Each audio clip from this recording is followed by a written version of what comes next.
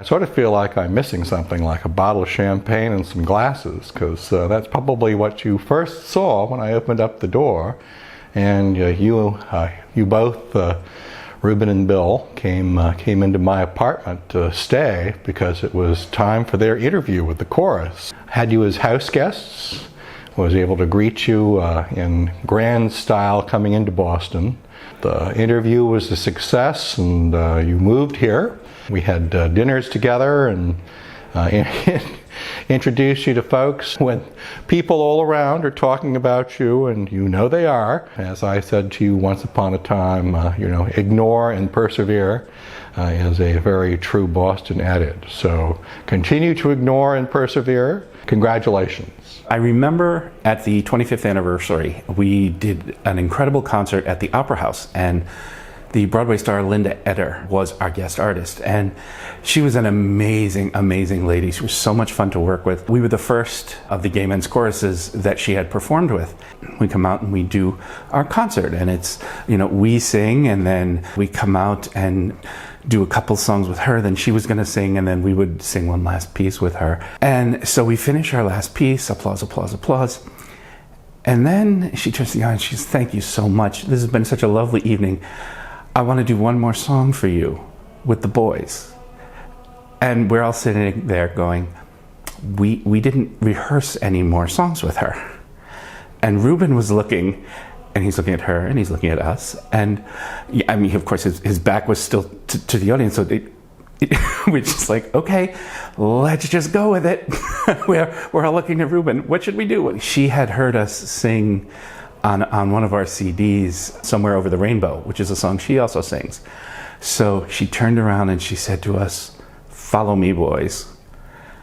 Reuben said, "Okay, follow her." And so we did. And she started singing. She turned around and she brought us in. And we were all like, "Pick a note, any note in the chord." We sang, and then at the very end, she turns and she cuts us off. And we finished up to another amazing round of applause. It was just one of the few times where I've seen Reuben on stage and not knowing what was going to happen. But it was an amazing, amazing evening and another amazing night of music with Reuben. One of my fondest memories of Reuben, after being in the chorus all 20 of his years with him, was we sang at Carnegie Hall in 2001 as an exchange with the New York and Washington choruses. And as our chorus was waiting to go on stage, randomly backstage there was a payphone. For those of you who don't remember what that is, Google it.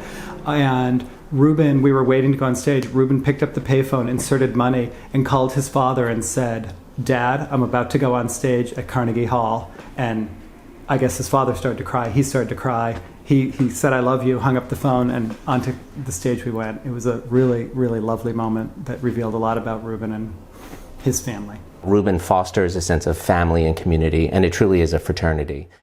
It meant a lot to me that he does care about each and every one of us, that we don't go unnoticed, that he really does appreciate having each and every one of us in the chorus. Considering the fact that he has been conducting the chorus since I was in the first grade in elementary school, I would say congratulations on your milestone. Reuben liked to have his hair kind of high. He put a lot of stuff in it. So we're at the piano, he's at the piano, and running around, twirling like a dervish, and I think he was trying to find a metronome. So he grabs a bag off of the floor, and he's yelling at Bill, where's my this, where's my that?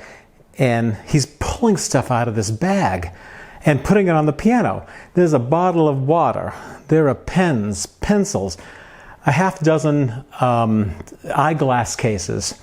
And then finally, as he's pulling it out, there's a can of hairspray that has to be this tall. It was the biggest damn can of hairspray I've ever seen, and it just killed us. We started howling because he didn't even know what he was doing. The only thing that wasn't in that bag was a half a chicken. But it was just a little fond memory that killed me. A story. There's many that I can't disclose to the public due to legal reasons that we agreed on, and our attorneys signed documents. One of my favorite stories that we tell is from an experience from one of our no pants dinners that we do. And it involves your kitchen, which everybody knows is your pride and joy.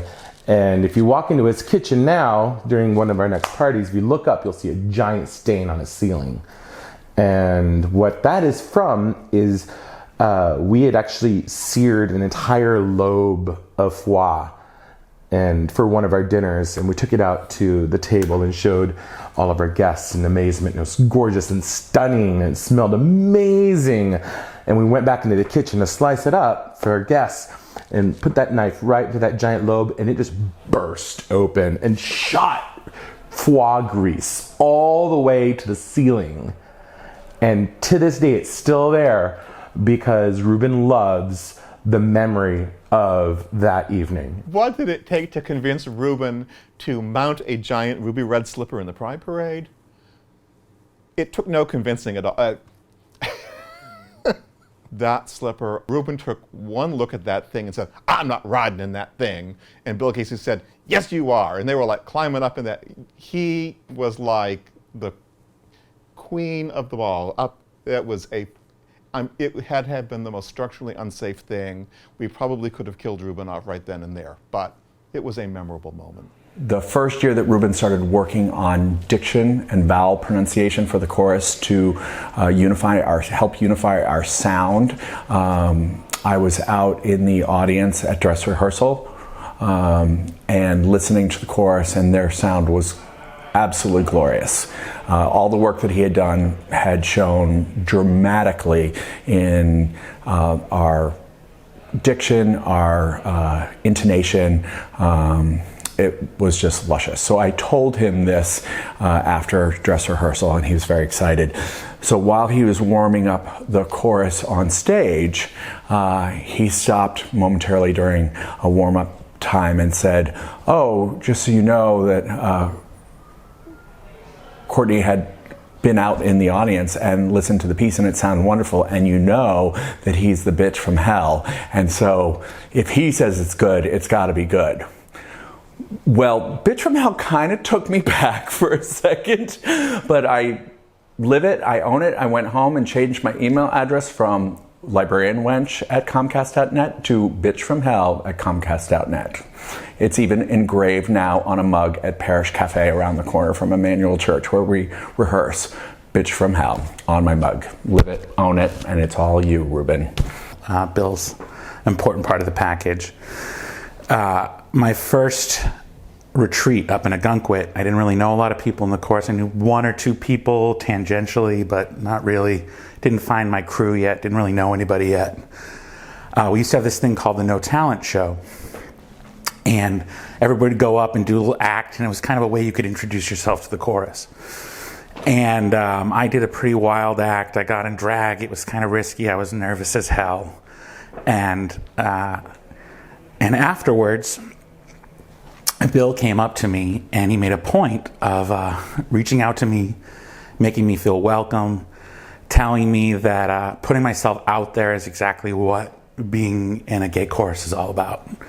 And it was that moment that it really turned for me. It really made me feel like this is a family. This is something that you don't, this isn't just a hobby. This isn't just a club. This is a family that you've joined. And Bill really helped me, make me feel welcome, and really feel like I was part of the chorus.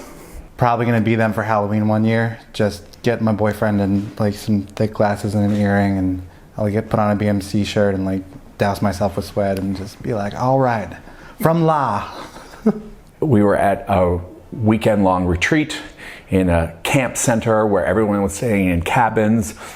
We had intensive rehearsals Friday, all day Saturday, and then Saturday everyone was out drinking late, very late, and then had a bright early 9 o'clock rehearsal Sunday morning, and we all get there and we're all waiting, and Reuben is nowhere to be found.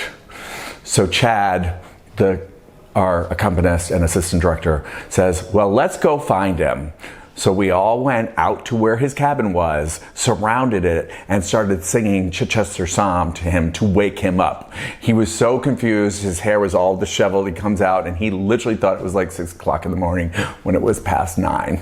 There was a time when the chorus, the folks were just chatting even more, just chatting way too much. And Reuben made an outburst that stuck with me. If y'all don't quiet down, I am going to have a moment.